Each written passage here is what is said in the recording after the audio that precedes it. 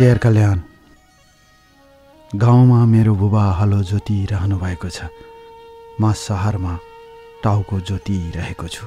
मेरो बुबासँग संसार जित्ने रहर छ, तर मसँग मेरो अहङ्कार जित्ने रहर छ। यही भिन्नताले गाउँ र सहरलाई छुट्याएको छ। यही भिन्नताले गाउँबाट सहर पृथक भएको छ। जब मान्छे बिस्तारै बिस्तारै गाउँबाट सहर छिर्छ र उसले अहङ्कारसँग आफ्नो टाउको जोतिरहेको हुन्छ, त्यही अहङ्कारले संसार जित्ने अभिलाषा बोकेर हरेक युवाहरू सहर छिर्ने गर्छन्। गाउँको परिवेशबाट उठेको मेरो कथा कसरी सहरमा पसेर अहङ्कारमा विलय हुन्छ, म आज सुनाउन चाहन्छु। डियर कल्याण, तपाईलाई मेरो कथा दिल खोलेर सुनाउन चाहन्छु। धेरै पहिलेदेखि तपाईलाई पछ्याउँदै आएको अचानक मेसेन्जरबाट फोन आएपछि खुसीको सीमा रहेन। मैले सोचेको थिएँ मलाई फोन आउँदिन, तर अचानक तपाईँको फोन आयो र आज तपाईँले भनेअनुसार सप्रमाण सहित आफ्नो कथा पठाइरहेको छु। कतिखेर प्रसारण हुन्छ, कहिले प्रसारण हुन्छ मलाई थाहा छैन, तर म निरन्तर पर्खिरहेको छु तपाईँको आवाजबाट मेरो कथा सुन्न। मृत्युले जीवन पर्खे चाहिँ म पर्खिरहेको छु तपाईँलाई। मेरो नाम भूपेन्द्र ओझा हो। मेरो जन्म विक्रम सम्वत 2045 सालको भदौ 18 गते कपिल वस्तुको सालझुण्डी भन्ने ठाउँ नजिकै भएको हो। घरको सन्तानको रूपमा म जेठो छोरा। मेरो बुबा सानोमा हजुरबुवासँगै खेत जोत्नुहुन्थ्यो।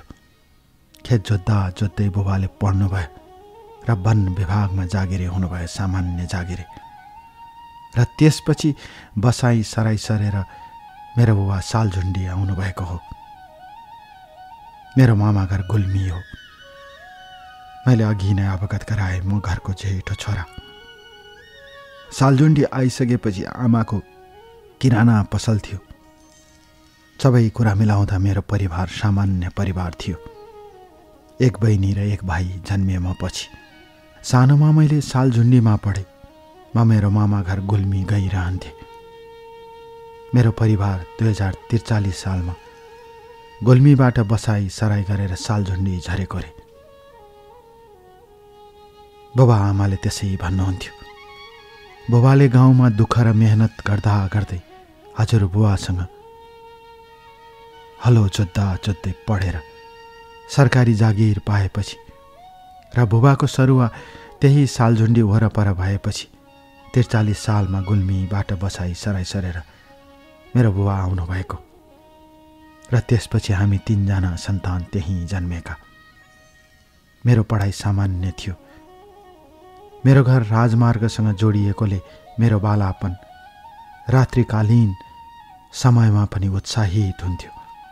बसहरू, ट्रकहरू आउने, खाना खाने। मेरो आमाको किराना पसल नजिकै थियो, त्यसैले म कहिलेकाहीँ बेलुका त्यहाँ पुग्दा रमाइलो लाग्थ्यो। पश्चिमतिरबाट लहरै आउने गाडीहरूले त्यहाँ खाना खुवाउँदा विभिन्न प्रकारका मानिसहरूसँग प्रत्यक्ष भेटघाट नभए पनि टाढाबाट हेरिन्थ्यो। थरी थरीका मान्छेहरू, थरी थरीका कुराहरू, सब कुराहरू चल्थ्यो। कहिलेकाहीँ बासी भात खान दियो भनेर झगडा गरेको पनि सुनिन्थ्यो। कहिलेकाहीँ खाना मिठो छ भनेर स्याबासी दिएको पनि सुनिन्थ्यो। सब ठिकठाक थियो, किनकि जिन्दगीमा यस्तो भइरहन्छ। म पढाइमा सामान्य विद्यार्थी भएकोले त्यति साह्रो इच्छा र आकाङ्क्षा मेरो बुबा आमामा थिएन। 2-4 अक्षर पढेर छोराले केही गरोस् भन्ने थियो, त्यो बाहेक ठुलो आकाङ्क्षा थिएन। म खेलकुदमा असाध्यै रहर गर्थेँ। फुटबल मेरो बेस्ट खेलमा पर्थ्यो। यसरी फुटबल लिएर स्कुल जाने आउने गर्थेँ म। भाइ बहिनीहरू पनि मसँगै जान्थे। बिस्तारै बिस्तारै समय बढ्दै गएपछि देशमा द्वन्द्व सुरु भयो। सालझुण्डी वरपर सेनाका ब्यारेकहरूबाट राति बुट बजार्दै सेनाहरू निस्कन्थे। त्यसको लगत्तै विद्रोही माओवादीहरू बाहिर निस्कन्थे। धेरै पटक घमासान युद्ध पनि भएको छ सालझुन्डीमा। जनताका छोराहरू मरेका छन्, जो मरे पनि। नेपाल आमाका छोराहरू थुप्रै परलोक भएका छन् त्यो ठाउँमा। इतिहास साक्षी छ डियर कल्याण। प्रत्यक्ष देखेका घटनाहरू पनि अहिले अचम्म लाग्छ। समयले, भाग्यले मान्छेलाई कहाँबाट कहाँ पुर्यायो, तर इतिहासको त्यो क्षण कहाली लाग्दो थियो। त्यसैले गर्दा मेरो एसएलसी पनि प्रभावित भयो र मैले 62 सालमा आएर मात्र एसएलसी दिन पाएँ। 62 सालमा एसएलसी दिँदाको घटना आज पनि सम्झन्छु म। ट्युसन पढाउने सर हुनुहुन्थ्यो, भगत शर्मा हुनुहुन्थ्यो। उहाँको घर भारतमा थियो भन्थे। उहाँ ट्युसन पढाउनुहुन्थ्यो, गजबले पढाउनुहुन्थ्यो। एकै पटक सबै कुरा छर्लङ्ग पारिदिनुहुन्थ्यो। कहिलेकाहीँ कठिन कठिन सवालहरूलाई पनि सरल भाषामा बुझाउनुहुन्थ्यो। त्यसैले उहाँसँग ट्युसन पढ्नेहरूको भिड लाग्थ्यो। यति ठुलो भिड लाग्थ्यो कि भन्नै सकिँदैन। मैले त्यहीँ पढेँ। साथीहरू मोहन, दिनेश, अनिता, सुरक्षा, थुप्रै साथीहरूको नाम लिएर साध्य छैन। हामी एउटै ग्रुपमा पढ्थ्यौँ। जीवनका सपनाहरू साँचेर एसएलसीको पढाइ कति कठिन हुन्छ सबैले बुझेको कुरा हो डियर कल्याण। मैले पनि त्यही पढाइ सुरु गरेँ र युद्धबाट अलिकति शीतल भएको त्यो मौसममा पढ्न रहर लाग्ने दिनहरू सुरु भइसकेका थिए। त्यसैले 62 सालको एसएलसीमा कठिनताका साथ पढेर एसएलसी मैले पास गरेँ, अर्थात् एसएलसीको परीक्षा दिएँ। एसएलसीको परीक्षापछि बुबाले मलाई अरू के पढ्नुपर्छ पढेपछि राम्रो हुन्छ भनेर बुटोल पठाउनु भयो। बुटोलमा एकजना सालझुन्डीमै घर भएका एकजना दाई हुनुहुन्थ्यो। उहाँको डेढामा बसेर मैले पढ्न थालेँ। बुटोलमा मैले कम्प्युटर क्लासहरू सिक्न थालेँ। एसएलसी दिइसकेपछि त्यहाँ बस्दै जाँदा मलाई बुटोल वरपरको वातावरण पनि मन पर्यो। घरबाट टाढा नभएकोले मैले त्यहीँ बस्ने मनसाय व्यक्त गरेँ। कहिलेकाहीँ बुबाले भन्नुहुन्थ्यो कि काठमाडौँ जान्छस् छोरा। मलाई बुबाको अवस्था सबै कुरा थाहा थियो। बाहिर बहिनीले पनि पढ्नुपर्ने। काठमाडौँ किन जानु? काठमाडौँभन्दा बुटोल थोरै भए पनि अलि सस्तो छ। त्यसैले बुटोल बसेर पढ्ने विचार गरेँ र विक्रम सम्वत 2062 सालमा एसएलसी दिएपछि म 63 सालमा उत्तीर्ण भएँ र उत्तीर्ण भइसकेपछि बुबाले खुसी मनाउनु भयो। छोराले यति त गर्यो भनेर। त्यसपछि बुबाको अनुमति लिएर म बुटोल पढ्नको लागि निस्केँ। त्यही सालझुन्डीकै जुन मानिसको डेढामा बसेर पढ्थेँ, उहाँले अर्को ठाउँमा डेढा खोजिदिनु भयो। त्यहाँ म जस्तै 2वटा विद्यार्थी थिए। हामी 3जना एउटै कोठामा बस्थ्यौँ। पकाउनको लागि भर्खरै सिलिन्डरहरू सुरु भएका थिए। ग्यास सिलिन्डरमा बसेर पकाउँथ्यौँ। थोरै पैसामा धेरै जुगाड गर्ने कसरी उपाय निस्कन्छ भनेर सोध्थ्यौँ। यसरी मेरो जिन्दगीको यात्रा सालझुन्डीबाट बुटोलसम्म पुग्यो। यो जीवन यात्रा हो डियर कल्याण। यात्रामा मानिसहरू कहाँ पुग्छन्, कहाँ जान्छन्, कहाँ कहाँ लैजान्छ समयले, कहाँ कहाँ पुर्याउँछ समयले, थाहै हुँदो रहेनछ। त्यही थाहै नहुने कुरालाई आज म लेखिरहेको छु अक्षरमा। जस्ताको तस्तै मेरो जीवनको घटना तपाईँलाई सुनाउँछु डियर कल्याण। बस तपाईँलाई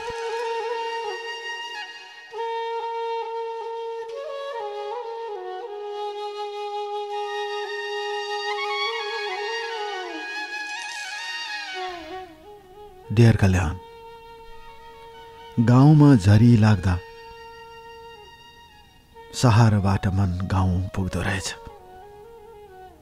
कतै मेरो घरमा पानीको बेल पस्यो कि भनेर शहरमा पानी पर्दा गाउँको यादले तान्दो रहेछ। शहरमा घाम लाग्दा मेरो घरका आँगनमा सुकाएका बिस्कुनहरू कस्तो भयो होलान्। सम्झना आइरहँदो रहेछ। सम्झनाले डोराइरहने आगत र अनागतका कथाहरू, सम्झनाले डोराइरहने जीवनका पुराना हिस्साहरू। कहिलेकाहीँ जिन्दगीको गोरेटोमा यसरी आएर ठोकिँदा रहेछन् कि त्यसको कुनै हिसाब किताब हुँदो रहेनछ। त्यही हिसाब किताब नहुने कुराहरू, त्यही हिसाब किताब गर्न नमिल्ने कुराहरू कहिलेकाहीँ जीवनमा आएर पहाड जस्तै बनेर अगाडि उभिँदा रहेछन्। हिसाब किताब नगरौँ भन्दा पनि अजङ्गको पहाड आफ्नो अगाडि उभिएपछि हिसाब किताब गर्न मन लाग्दो रहेछ जिन्दगानीको।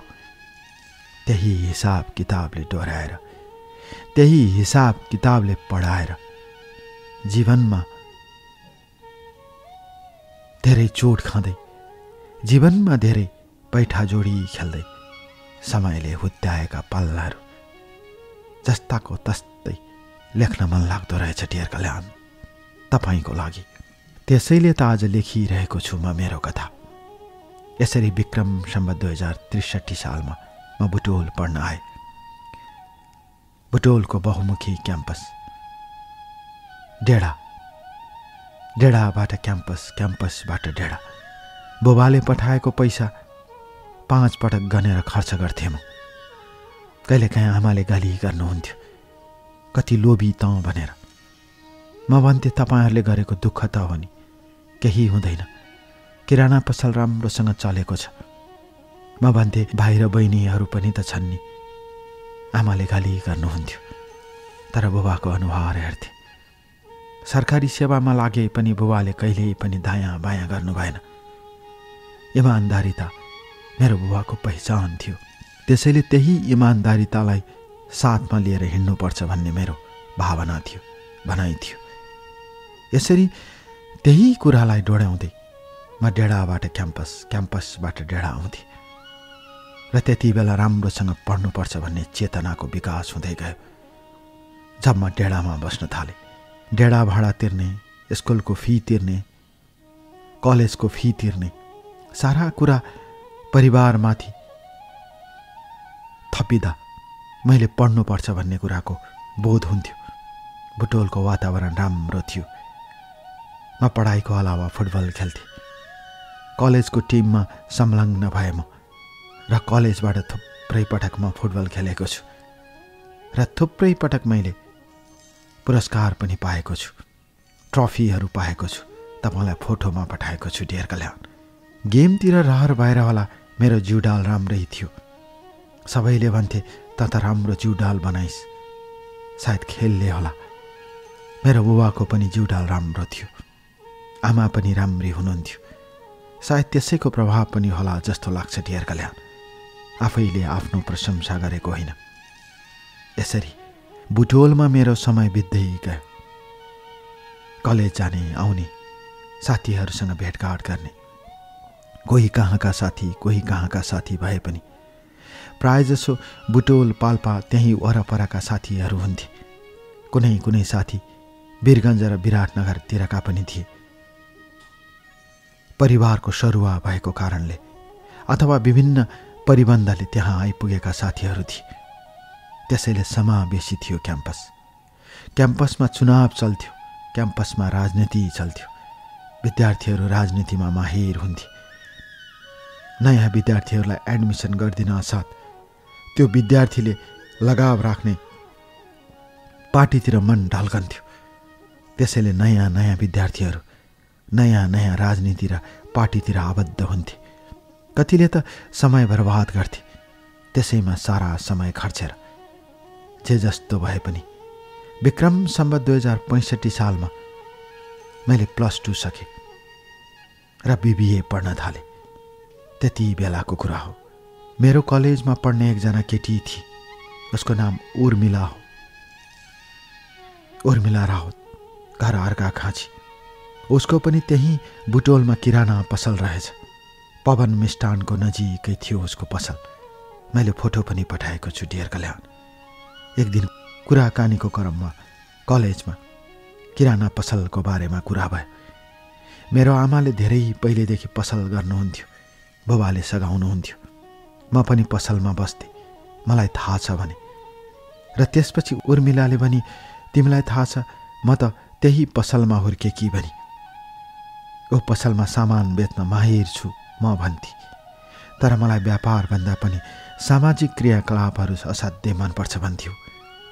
उसका कुरा सुन्दा मलाई मन पर्थ्यो र त्यसपछि हामी कहिलेकाहीँ कलेजमा चिया खान निस्कन्थ्यौँ। ऊ पनि सामान्य परिवारबाट निस्केर कलेज पढ्न आएकी केटी, म पनि सामान्य परिवारको केटा। कुरा मिल्थ्यो, विचार मिल्थ्यो, भावना मिल्थ्यो। कुरा गर्दै गर्दै जाँदा धेरै कुरा मिले जस्तो आभास हुन्थ्यो। मोटी तर गोरी जिउडाल भएकी उर्मिला, सबैले राम्री भन्थे। मलाई उसको शरीरसँग कुनै पनि लगाव थिएन। ऊ मसँग बोल्थी। कहिलेकाहीँ क्याम्पसमा म एक्लै पढिरहेको बेला चिया खान जाने होइन भन्थे। क्याम्पसको प्राङ्गणमा रहेको चिया पसलमा गएर चिया खान्थ्यौँ, खाजा खान्थ्यौँ। कहिले उसले पैसा तिर्थी, कहिले मैले पैसा तिर्थेँ। त्यो बिचमा साथीहरूमा शङ्का बढेर आयो। साथीहरूले भन्थे, के हो तेरो चाल त राम्रो छैन नि, धेरै समय बिताउँछस् त तैँले। त्यो केटीसँग के हो चाल भनेर जिस्काउँथे। कतिले रिस मान्थे, कतिले ताली बजाउँथे। आफ्नो आफ्नो सोचाइ, आफ्नो आफ्नो बुद्धि। कसैले हौसाइदिन्थे, राम्री छे, त्यस्तो राम्रो केटी पाएर त किन चुप लाग्छस् भन्थे। तर मेरो शारीरिक लगाव थिएन।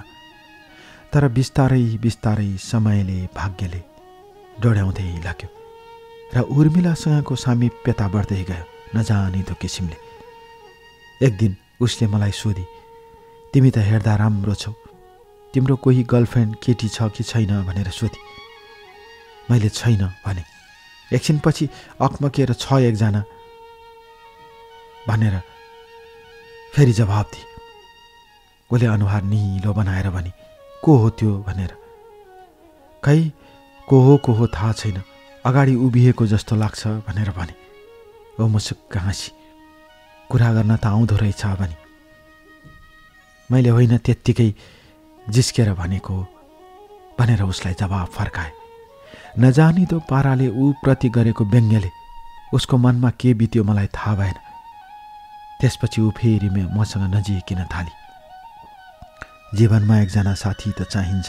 नचिनेको केटाहरूसँग, टाढाको केटाहरूसँग बुबा आमाले विवाह गरिदिए भने के होला कसो होला, तर चिनेको नजिकको मान्छेसँग विवाह गर्दा सबै कुरा थाहा हुन्छ भनेर प्रश्न गर्थे। मैले भन्थे, त्यसो भए नजिकको चिने जानेको सँगै विवाह गर न त। मैले जवाब दिन्थे। उसले भन्थे, नाइ भन्यो भने त नराम्रो हुन्छ नि, एकचोटि सोधेर हेर न त।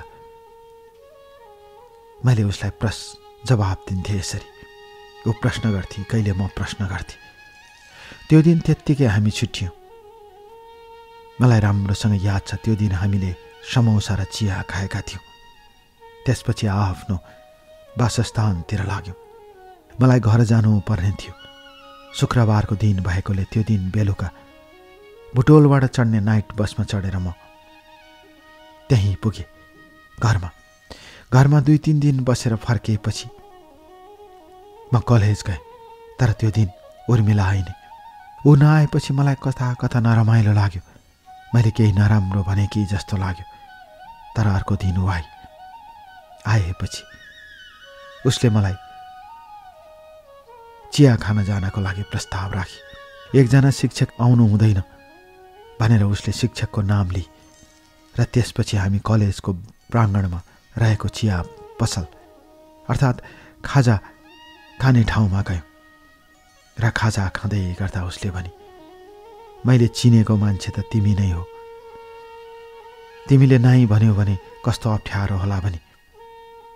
म मुसुक्क हाँसेँ। मेरो मनमा पनि त्यही कुरा थियो जुन कुरा उसले भने। भावनाले, व्यवहारले हामीले एकअर्कोलाई बुझिसकेका थियौँ, भन्न मात्र नसकेको। त्यो दिन उसले अलिकति आवाज दिएपछि मैले उसलाई स्वीकार्ने निर्णय गरेँ र अर्को दिनदेखि मेरो व्यवहारमा परिणत भयो। उसको बारेमा धेरै सोच्न थाले, उसको बारेमा धेरै कल्पना थाले। प्रेमका मुनाहरू बिस्तारै मनभित्र पलाउँदै गए, हराउँदै जाने, पलाउँदै जाने। मनका भावनाहरू, प्रेमहरू, स्नेहहरू बिस्तारै फक्रदै गए। उर्मिलालाई मैले आफ्नो बनाउने सपना बोकेर म जीवनको गोरेटोमा हिँडिरहे ढेर कल्याण। यो हिँडाइले मलाई कहाँसम्म पुर्याउँछ र कहाँ लगेर पछारिदिन्छ। आज दिल खोलेर सुनाउँछु तपाईँलाई मेरो कथा, बस दिल खोलेर।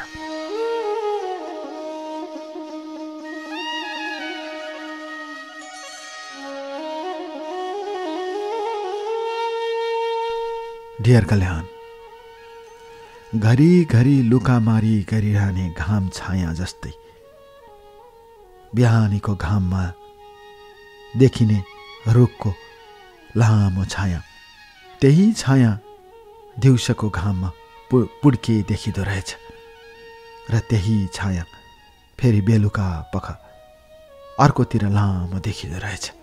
त्यही घाम छाया जस्तै जिन्दगानीका यादहरू कहिले पुड्का बनेर कहिले लामो बनेर घरिघरि वरिपरि घुमिरहँदा रहेछन्। घाममा रुखको छाया जस्तै, घाममा देखिने रुखको छायाले शीतलता प्रदान गरे जस्तै मायाका गोरेटोहरूमा शीतलताले प्रदान गरिरहने घरिघरिका अनुभवहरू, एहसासहरू बारम्बार पोलिरहन्छन् अचेल। किन यति धेरै विघ्न मायामा डुबेर निस्किए म? किन यति धेरै विघ्न मायामा हराए म? किन यति धेरै विघ्न मायाको अलङ्कारमा पछारिए म? म सोच्दैछु, म हेर्दैछु, म देख्दैछु जिन्दगानीलाई। उर्मिलाको घर अर्घाखाँचीमा थियो। म फेरि सुरु गर्छु उर्मिलाबाट। सपरिवार बुटोल आएको 10-12 वर्ष भइसकेको रहेछ। एक भाइ र एक बहिनी उसको पनि, र आमाको पसल रहेछ। बुटोलको पवन मिष्टान नजिकैको पसल थियो त्यो। मैले फोटो पनि पठाएको छु। बुबा असाध्यै मेहनती। उसको बुबाले ट्रक चलाउनुहुन्थ्यो, त्यसैले बुबा कहिले कहाँ गइरहने। आमा पसलमा, भाइ बहिनीहरू दिउँसो स्कुल जाने। कहिलेकाहीँ उसले मलाई आफ्नो डेढामा बोलाउँथे। पसल नजिकै थियो डेढा। चिया बनाएर खुवाउँथे, खाना बनाएर खुवाउँथे। विक्रम सम्वत 2067 सालको कुरा हो। मलाई राम्रोसँग याद छ, भदौको महिना बुटोलमा असाध्यै पानी परेको थियो। उर्मिलाले मलाई घरमा बोलाए। म आउँदिन भन्दै पनि उसको घरमा गए, अर्थात् डेढामा। त्यो दिन म नेत्रुक्क भिजेको थिएँ। उसले मेरो कपाल सुमसुमाइदिए। दिउँसोको करिब 2 बजेतिर म उसकोमा पुगेको थिएँ। भाइ र बहिनीहरू कहिले आउँछन् भनेर सोधेँ मैले।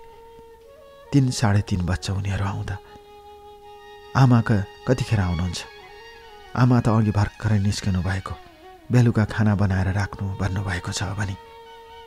घरमा कोही थिएन। नेत्रुक्क भिजेको म। उसले टी सर्ट झिकेर म निचोरी दिन्छु भने मलाई अप्ठ्यारो लागिरहेको थियो, तर निकालेर उसलाई दिए। उसले निचोरी र त्यसपछि जोडसँग हावामा फड्काएर त्यही कोठाभित्र सुकाइदिए। अब म माथितिर लुगाविहीन थिएँ। मलाई राम्रोसँग याद छ डियर कल्याण, त्यही दिन पहिलो पटक मेरो उर्मिलासँग सेक्स भएको थियो उसैको डेढामा। त्यसपछिका दिनहरूमा म ऊ बिना परिकल्पना पनि गर्न नसक्ने भए। म प्रेममा पागल थिएँ, ऊ पनि थिए। सामाजिक काम मन लगाउने हो। पछि उसले एउटा नेपालको पश्चिमी भेगमा काम गर्ने 20 भन्ने संस्थामा काम गर्न पाए। राम्रो तलब दिन्छ, के गरौँ भने। बुबा आमाले हुन्छ गर भन्नुभएको छ भनेर मलाई सोधी।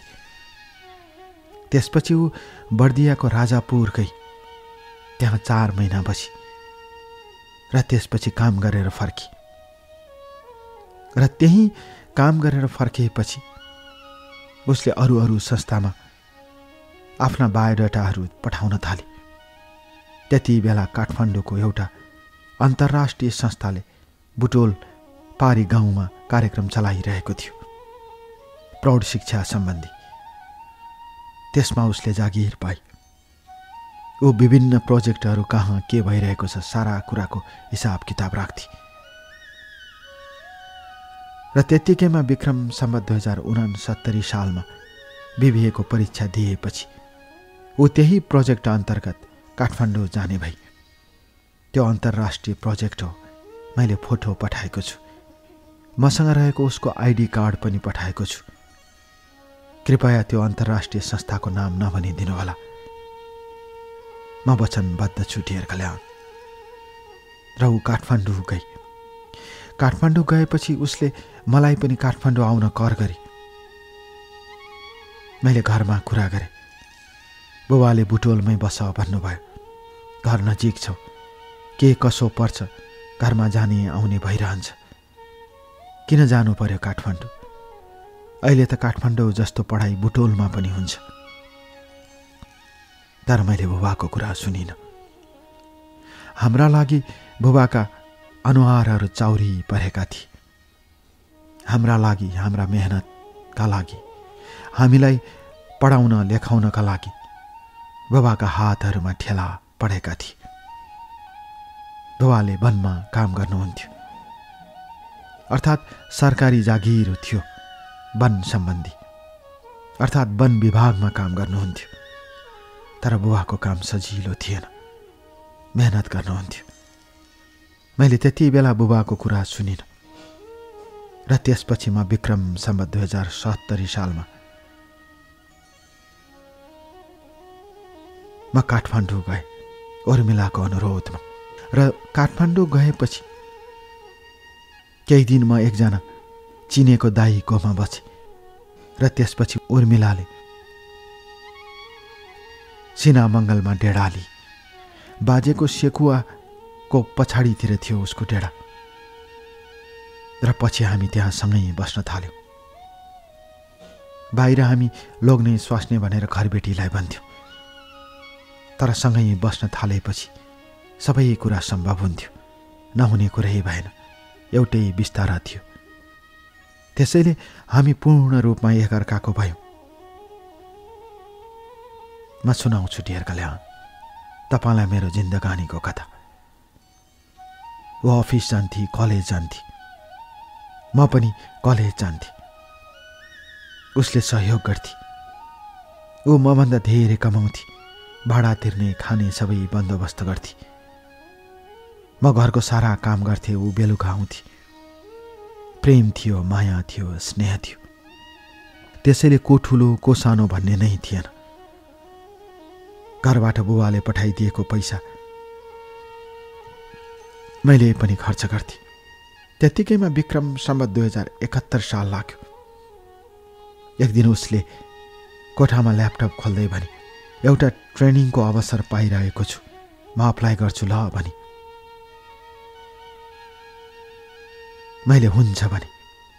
र त्यसपछि उसले अप्लाई गरी। त्यो जेन्डर सम्बन्धी एउटा सेमिनार थियो अमेरिकाको लागि। उसले त्यहाँ अप्लाई गरी। र उसको काम गर्ने संस्था अन्तर्राष्ट्रिय गैर सरकारी संस्था भएको कारणले त्यो संस्थाको लेटर बोकेर ऊ अन्तर्वार्ता दिन अमेरिकन एम्बेसी पुगी। एम्बेसीले भिजा दियो। र विक्रम सम्वत 2071 सालको भदौ महिनामा ऊ ट्रेनिङको लागि अमेरिका उड्ने भई। मलाई राम्रोसँग याद छ। त्यो दिन एयरपोर्टमा ऊ मलाई अगालो मारेर रोएकी थिए। परिवार उसको साथमा थिए। उसलाई बिदाई गर्न उसको आमा आउनुभएको थियो। आमाले चिन्नुहुन्थ्यो, मलाई राम्रै मान्नुहुन्थ्यो। बुबा आउनुभएको थिएन। र त्यही दिन फर्कनुभयो आमा। बाहिर बहिनी पनि आएका थिए। र त्यो दिन उसलाई छोडेर जाँदा, त्यो दिन उसलाई एयरपोर्टमा छोड्दा आफ्नो मुटु नै चुडिए जस्तो भयो डियर कल्याण। के गुमाए, के हराए जस्तो भइरह्यो। मन थाम्न सकिन। केटा मान्छे रुनु हुँदैन भन्थे, तर उसलाई छोड्दा म रोएँ। त्यो दिन थाहा भयो साँचो प्रेम कस्तो हुँदो रहेछ। र त्यो दिन म बेलुका डेढामा आएँ। त्यही सिनामङ्गल बाजेको सेकुवा पछाडिको घरमा भक्का निएर रोए। किन रोए, के कारणले रोए थाहै भएन। कोठा सुनसान थियो। त्यही कोठा हेरेर रोए। उसको यादमा रोए। कति गाह्रो हुँदो रहेछ मायामा छुट्टिन, कति अप्ठ्यारो हुँदो रहेछ मायामा छुट्टिन। रातभरि रोए। कतिखेर भुचुक्क निधाएछु थाहै भएन। बिहान उठ्दा घाम माथि चढिसकेको थियो। झ्यालबाट खसेको घाम बिस्ताराभरि पोखिएको थियो। जुरुक्क उठे। उर्मिला थिइने त्यहाँ। नरमाइलो लाग्यो। के गुमाए जस्तो, के हराए जस्तो, कतै केही छुटे जस्तो भइरह्यो। म सुनाउँछु डियर कल्याण, मेरो जिन्दगानीको कथा। आज तपाईँलाई दिल खोलेर सुनाउँछु, बस दिल खोलेर।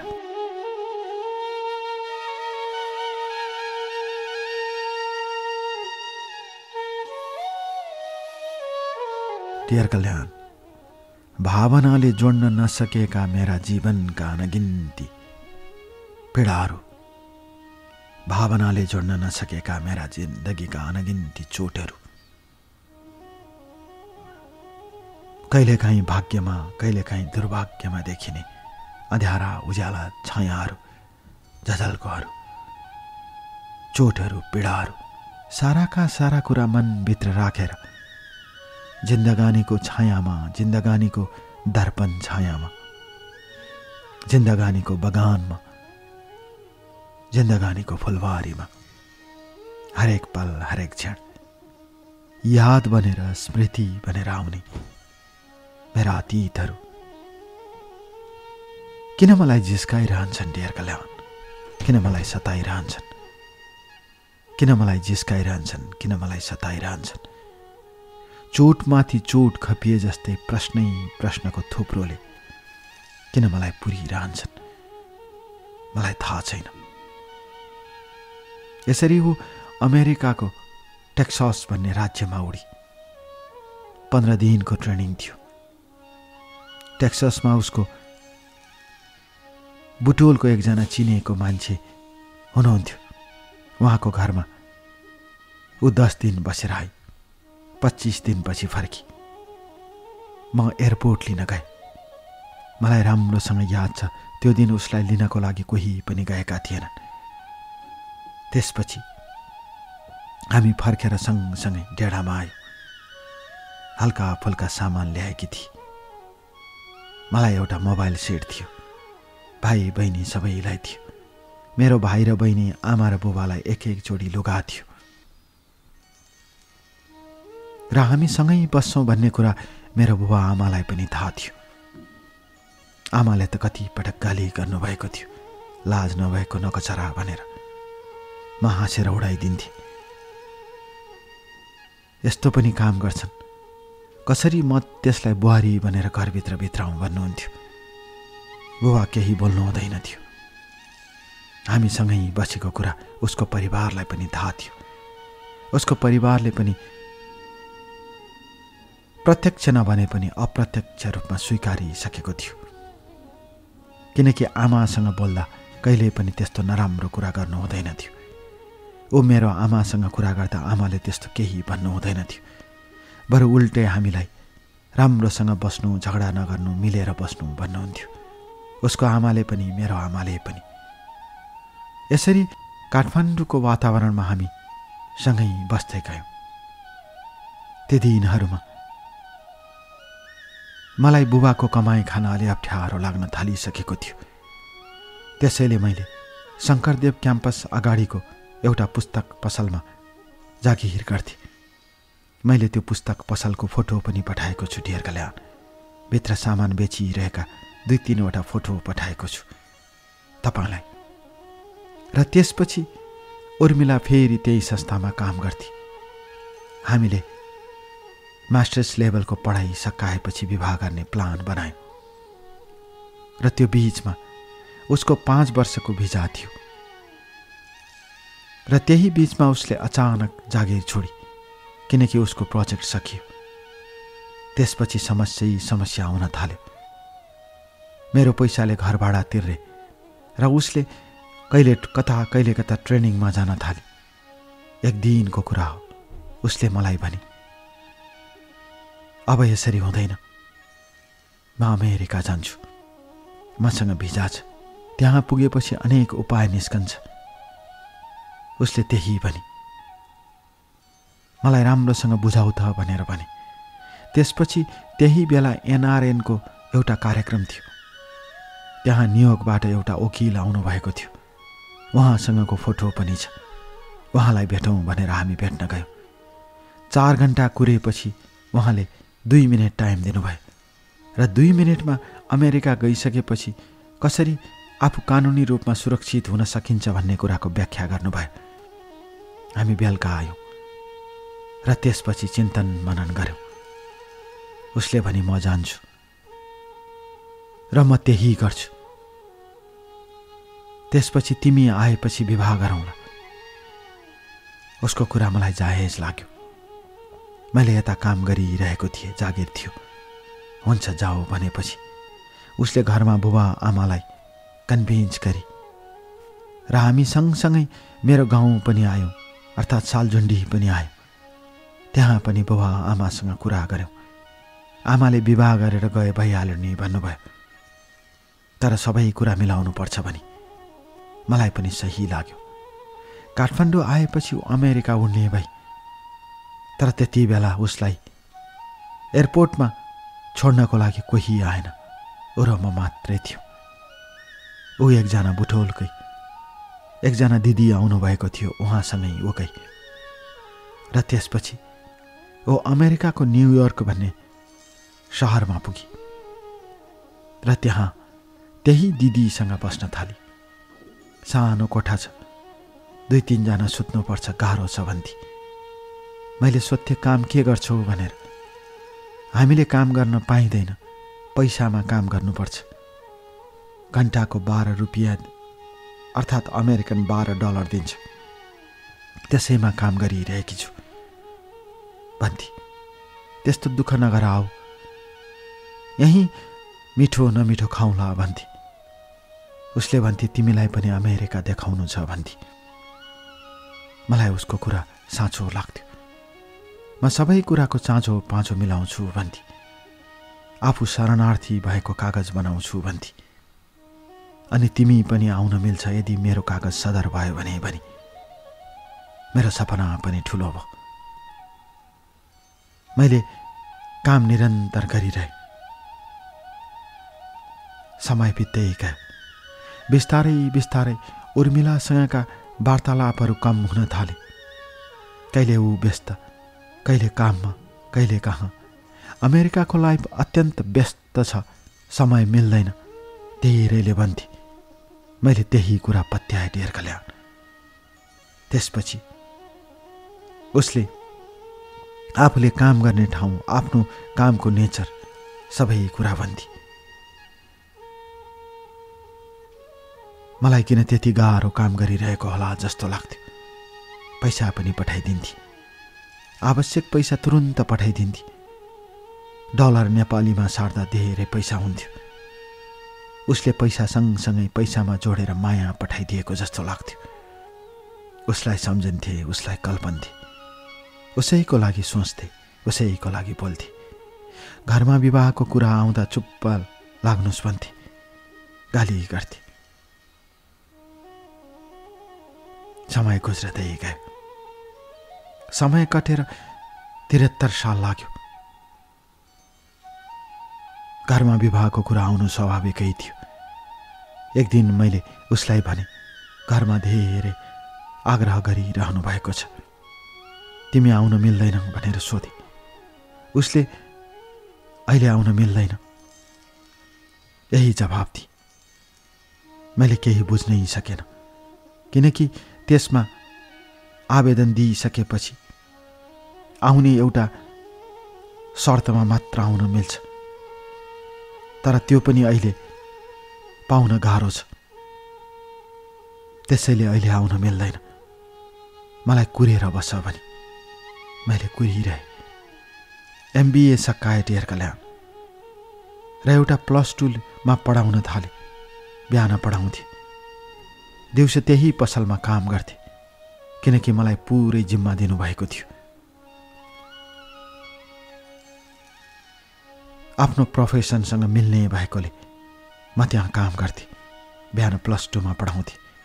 पढाउने नाताले अलिकति व्यापार व्यवसाय पनि बढेको थियो। त्यसैले जसले लगानी गर्नुभएको थियो उहाँ खुसी हुनुहुन्थ्यो मदेखि। म उर्मिलालाई सम्झेर काठमाडौँका गल्ली गल्लीमा हिँड्थेँ।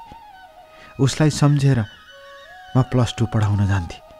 उसैलाई सम्झेर म पुस्तक पसलमा काम गर्न जान्थेँ।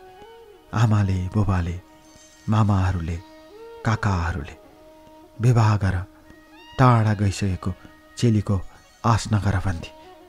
त्यस्तो भन्दा नरमाइलो लाग्थ्यो। मेरो किन विरोध गरेको होला भनेर रिस उठ्थ्यो।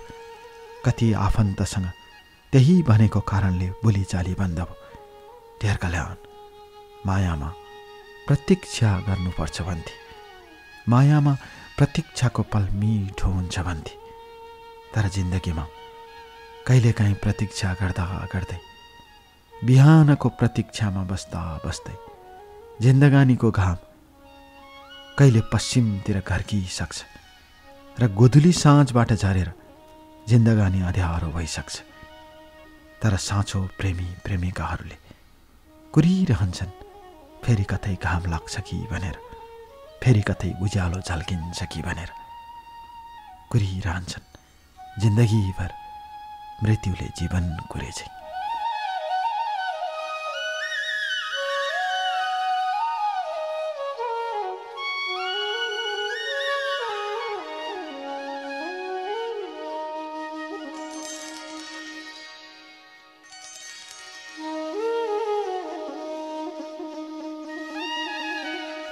डेर कल्याण, कहिलेकाहीँ नदुखेको टाउको पनि दुखाउन मन लाग्दो रहेछ मायामा।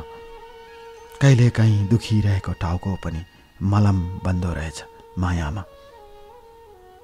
मायामा सब चिज जायज हुन्छ। पिरतीमा सब चिज असल हुन्छ। पिरतीमा सब चिज पहिचानको उपचार बन्छ। त्यसैले त मान्छेहरू घरिघरि टाउको जोतेर, टाउको रगडेर मायाका कुराहरू गर्छन्, पिरतीका कुराहरू ओकल्छन्। त्यही मनमा ओकलिने कुराहरू, त्यही मनमा देखिने कुराहरू, त्यही मनमा बाजिने कुराहरू समयले, भाग्यले, दुर्भाग्यले कहिलेकाहीँ यसरी डोर्याउँदै ल्याउँछ ढेर कल्याण कि म भन्नै सक्दिनँ। म सुनाउँछु तपाईलाई मेरो कथा। यसरी उर्मिला त्यहाँ बसेको हप्ता भयो, महिना भयो, वर्षौं भयो, तर उसको आउने कुरा छैन। आवश्यक परे भने पैसा पठाइदिन्छे, कुरा गर्छे, कुरा उस्तै छ, तर अरू कुरा केही छैन। एक दिन आमा रुनु भयो फोनमा। भाइ र बहिनीहरूको जीवन पनि के हुने हो भनेर।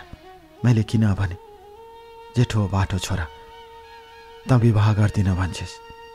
मलाई त त्यो आउँछ जस्तो लाग्दैन भन्नुभयो आमाले। शब्दै यही हो। आमाको मुखबाट निस्केको शब्दले रातभरि निन्द्रा लागेन।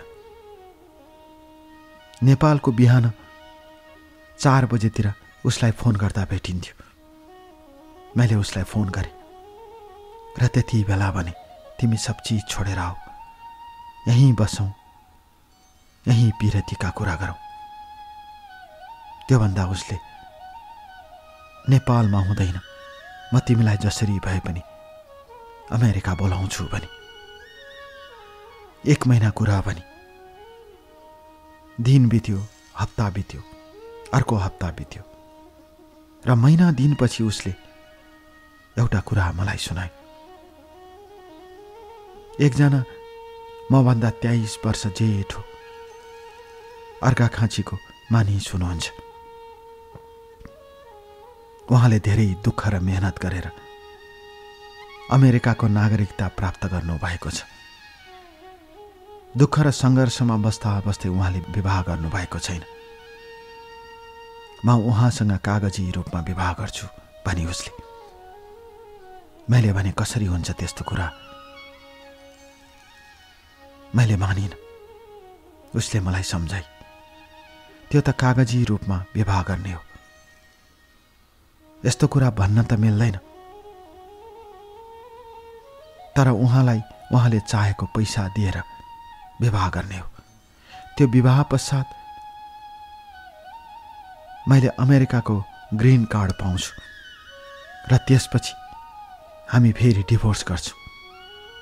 त्यो सहमतिमा म अगाडि बढ्छु। मलाई नरोक भनेर उसले रुन थाले।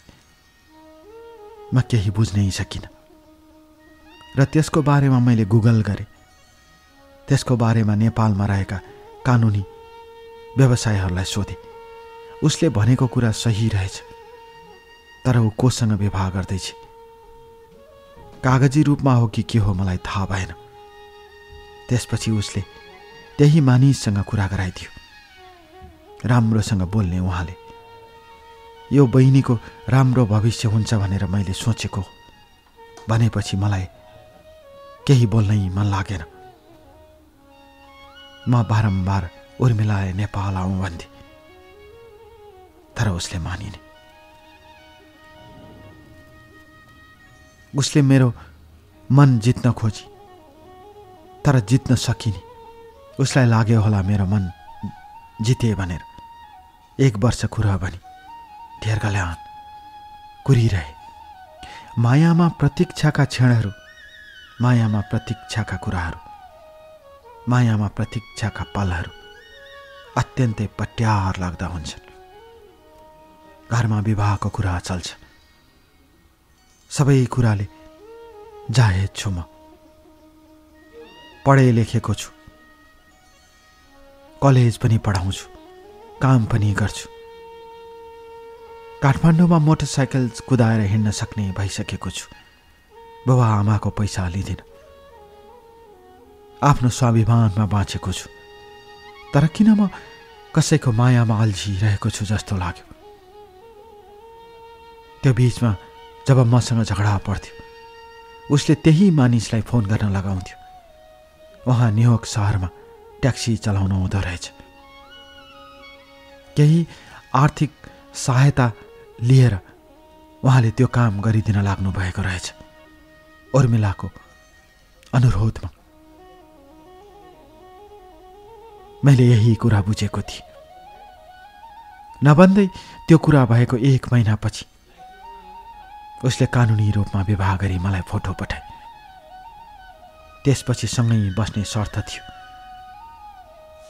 त्यहाँ 2 जना अरू बहिनीहरू पनि बस्दा रहेछन् उहाँसँग।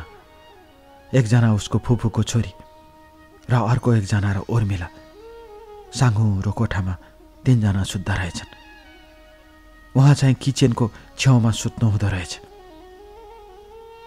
मलाई सबै कुरा उसले लाइभ देखाउँथे। सबैजना त्यहाँ मिलेर बसिरहेका थिए। मैले त्यही हेरेर चित्त बुझाउँथे। साथीहरूले भन्थे, कहिले विवाह गर्छस्? अब त बुढो हुन लागिस् भन्थे। म हाँस्थे, पखन विवाह गर्छु भन्थे। मेरो सपना थियो, मेरी उर्मिला आउँछ, मलाई विवाह गर्छ। मलाई अमेरिका जाने रहर थिएन डियर कल्याण। उसँग जिन्दगी बिताउने सपना थियो, उसँग जिन्दगी बिताउने रहर थियो, उसँग जिन्दगी बिताउने कहर थियो, उसँग जिन्दगी बिताउने लालसा थियो। सायद त्यसैलाई प्रेम भन्छन् होला। मैले साँचो माया गर्थेँ। उसले पनि झुठो माया गरेकी होइन। तर समयले, भाग्यले साँचो मायालाई झुठोमा कसरी परिणत गरिदिन्छ र झुठोमा कसरी समयले मान्छेलाई लतार्दै लैजान्छ। म सुरु गर्नुभन्दा अगाडि आँसुको भेल बगाउने मेरो कथालाई म फेरि अगाडि बढाउन चाहन्छु डियर कल्याण। ऊ न्युयोर्कमा हुँदा उसँग घुम्न जान्थे, उसँग हेर्थे। एक दिन त्यो मानिसले उर्मिलालाई भनिदिएछ, मलाई तिमी साह्रै असल लाग्यो, मलाई पैसा दिनु पर्दैन भनिन्छ। उसको टेक केयर गर्ने, उर्मिलालाई भनेका कुराहरू सबै इच्छाहरू पुरा गरिदिन थालेपछि बिस्तारै बिस्तारै उसको मन साटिन थालेछ। यता म उर्मिलाको यादमा दिनरात प्रतीक्षामा बस्थे, तर उसले बिस्तारै बिस्तारै मन उसैसँग साट्न थालेछ। म सुनाउँछु डियर कल्याण मेरो जिन्दगानीको कथा। आज तपाईँलाई दिल खोलेर सुनाउँछु। कहिले नथाकिने मेरा मनका कथाहरू, कहिले नथाकिने मेरा मनका भावनाहरू। प्रेममा चोट परेपछि त थाक्दो रहेछ। घात र प्रतिघातको कथामा जिन्दगानी घुमिरहेपछि त, बिछोडको भुमरीमा परेपछि मान्छे गल्दो रहेछ, मान्छे टुट्दो रहेछ। त्यही टुटेको कथा, त्यही गलेको कथा, त्यही पीडाको कथा आज दिल खोलेर सुनाउँछु तपाईँलाई, बस दिल खोलेर।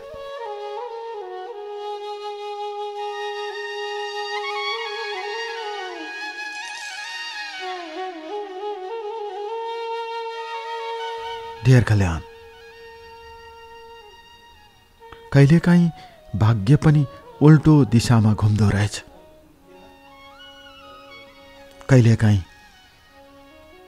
सतामा बगिरहेको माया भुमरीमा पस्दो रहेछ। कहिलेकाहीँ पिरतीमा चोट लाग्दो रहेछ, कहिलेकाहीँ पिरतीमा बात लाग्दो रहेछ। यसरी सबै कुरा उसको लागि उहाँले गरिदिन थालेपछि उसले काम गर्न छोडिछ। अमेरिकामा काम गर्न असाध्यै गाह्रो हुन्छ भन्थे, बेलुका जिउ दुख्छ भन्थे। उसले नेल्समा काम गर्थे, अर्थात् आउने ग्राहकहरूमा नेल पलिस लगाइदिनु पर्ने, खुट्टाको सरसफाई गरेर पालिस गरिदिनु पर्ने, नेल पलिस लगाइदिनु पर्ने। जिउ दुखेर पहिला पहिला रुन्थी। मैले भन्थे, उर्मिला दुःख नगर, मरेर लानु केही छैन।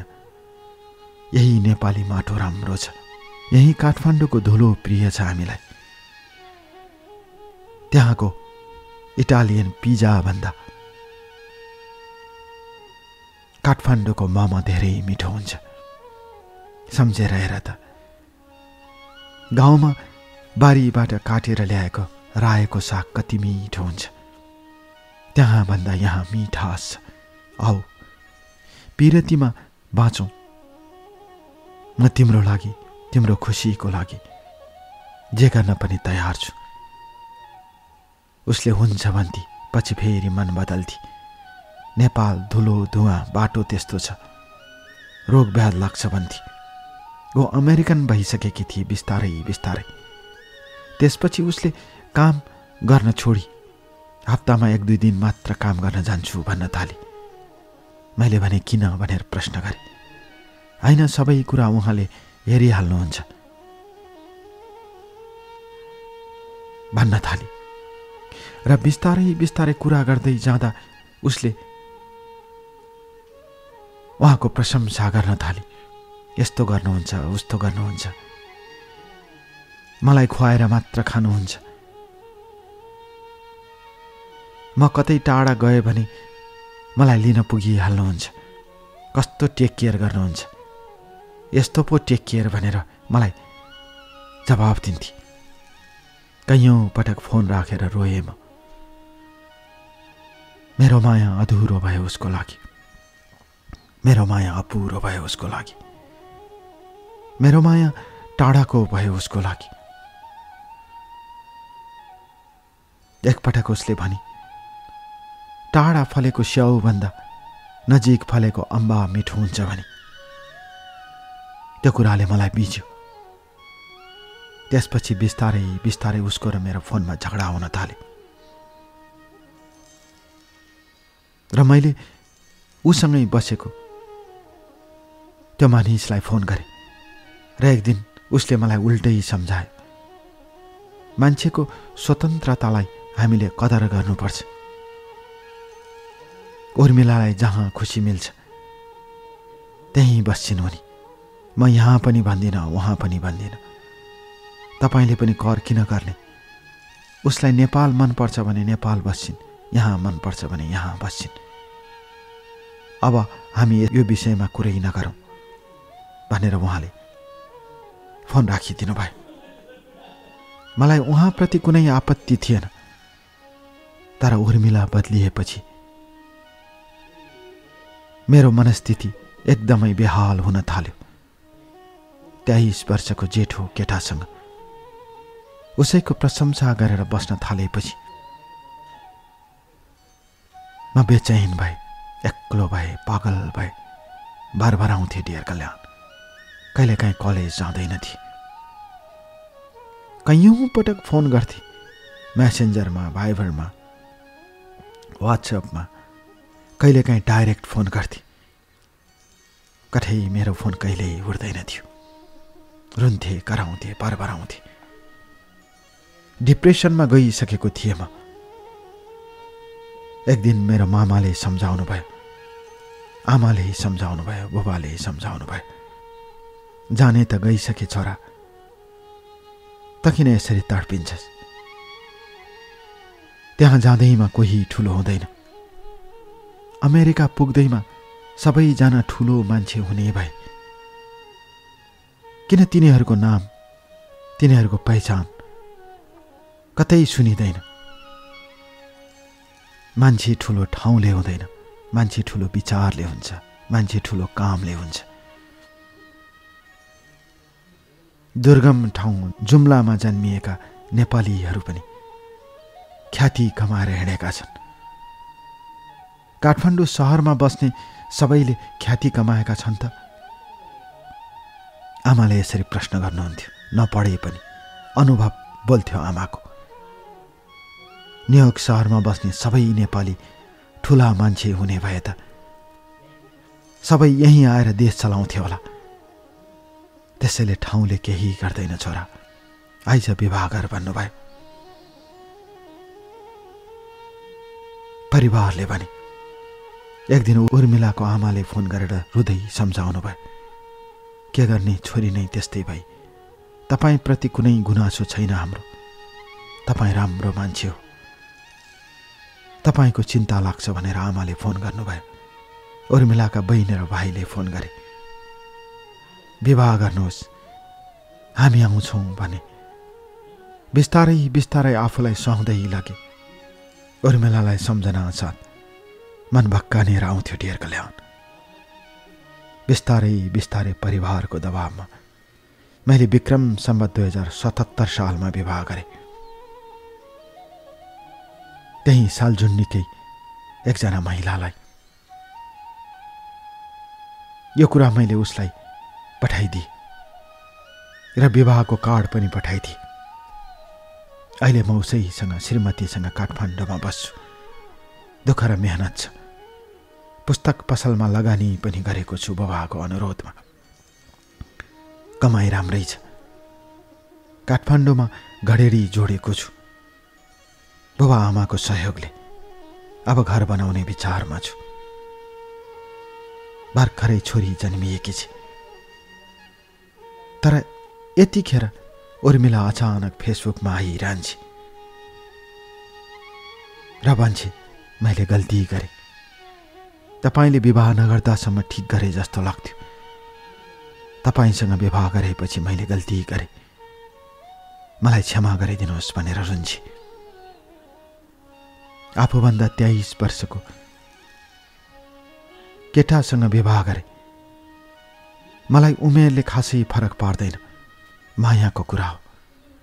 तर खै कुन्नी किन हो अचेल मलाई एक्लो अनुभव हुन्छ न्युयोर्क सहरमा पनि।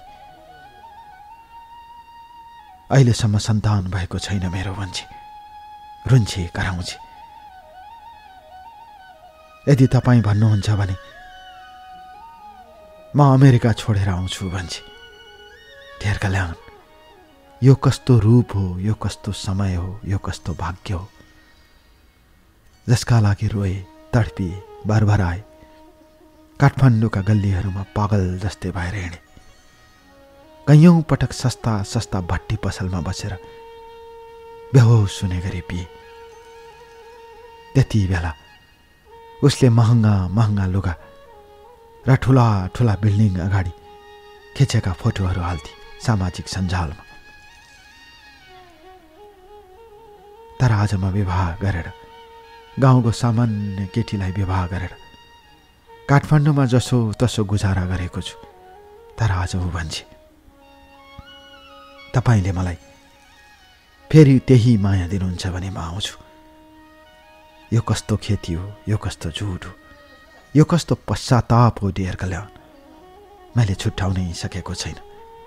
तर म यति कुरामा निश्चित छु कि मैले विवाह गरेको श्रीमतीलाई म कुनै पनि हालतमा छोड्न सक्दिनँ। उर्मिला, तिमीले यो कार्यक्रम अवश्य सुन्छौ होला डियर कल्याण अफिसियल युट्युब च्यानल मार्फत। म नेपालमा छु, म काठमाडौँको धुलोमा छु। म काठमाडौँमा 3-4 घण्टा मेरो मोटरसाइकलमा पेट्रोल हाल्नको लागि लाम लागेर बस्छु। घरमा चुलो बाल्नको लागि, सिलिन्डरको लागि 3-4 घण्टा लाइनमा बस्छु। म धुवा धुलोमा छु, तिमी संसारकै राजधानी न्युयोर्कमा छौ।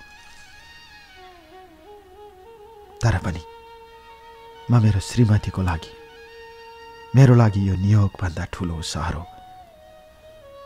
उसले बुवा आमा परिवार छोडेर आएकी मेरी श्रीमतीलाई म छोड्न सक्दिनँ, म धोका दिन सक्दिनँ। तिमीले धोका दिएपछि मैले चालेको कदम हो। अहिले रोएर केही हुँदैन, मलाई बिर्सिदेऊ। डियर कल्याणको आवाज मार्फत यही भन्न चाहन्छु, उर्मिला प्लिज मलाई बिर्सिदेऊ, सदा सदाको लागि, बस सदा सदाको लागि, बस सदा सदाको लागि।